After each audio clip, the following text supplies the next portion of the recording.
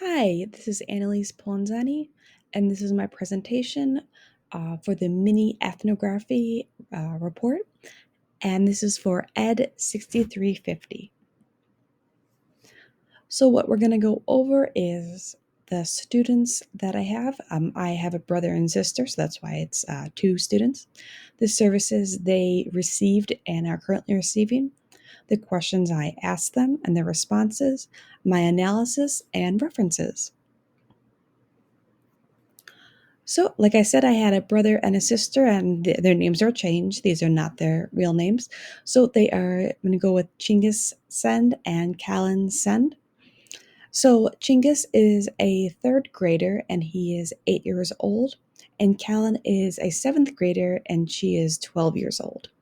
So they are both were born and raised in Mongolia, and they came to the U.S. about 3.5 years ago.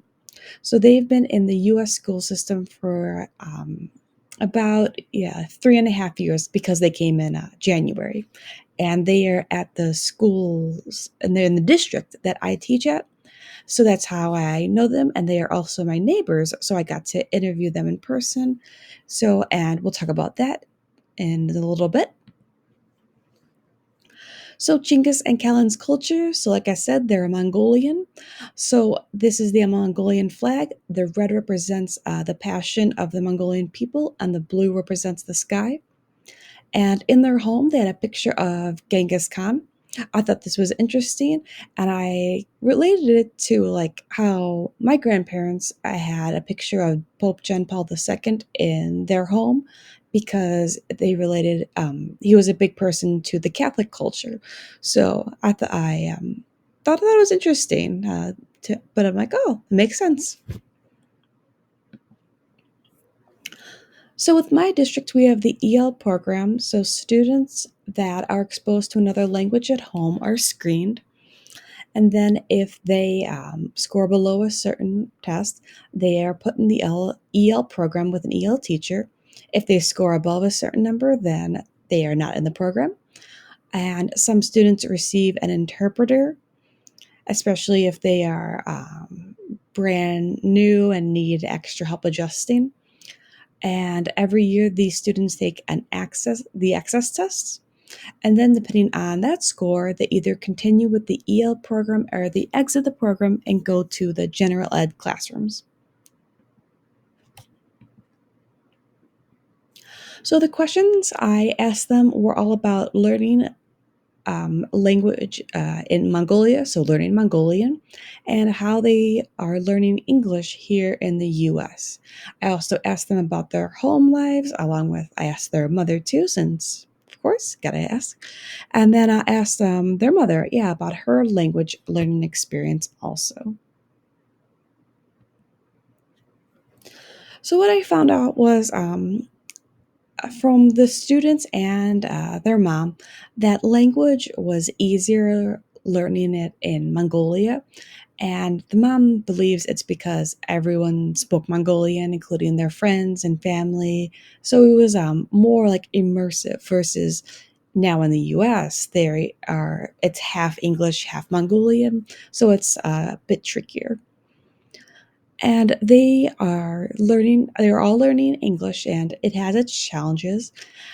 So, like I've said, they've been here for 3 solid school years and another half year. Chinggis is still in the EL program. For the first 2 years, he had an interpreter, and Callan has now exited the EL program. She scored a 4.8 or above. And one thing that I talked about with them was they both feel they do not have many friends at school or outside of school. And when I talked with mom about this, she was just mainly wants them to like enjoy themselves and isn't too concerned about the language acquisition and just wants them to be happy.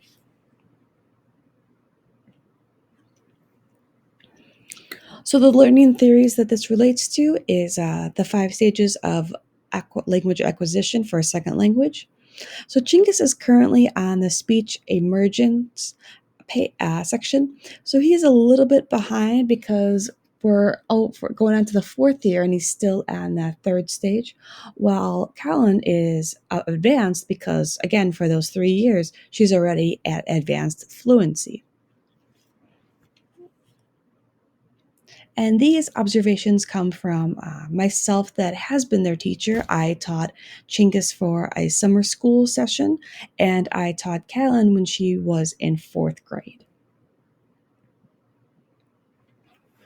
So my analysis involves the 7-year language acquisition theory. Chinggis is a little bit behind, so he would need more intervention. While Callan is advanced, so she does not need any more help with learning English.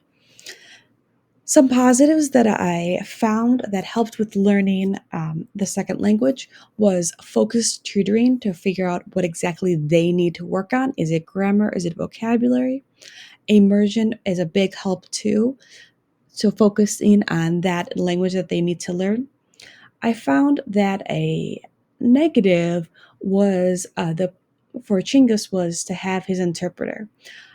I think it served him well at first for the first few months, but having his interpreter for 2 years, it kind of then became a crutch, and it um, allowed him to not use the language because he could talk through the interpreter. So I think that prevented him to growing as much as he could, whereas Callan never had an interpreter and had to always use the language and was independent and had to be by herself. Here are my references that I used when researching the topics. And thank you for listening to my presentation.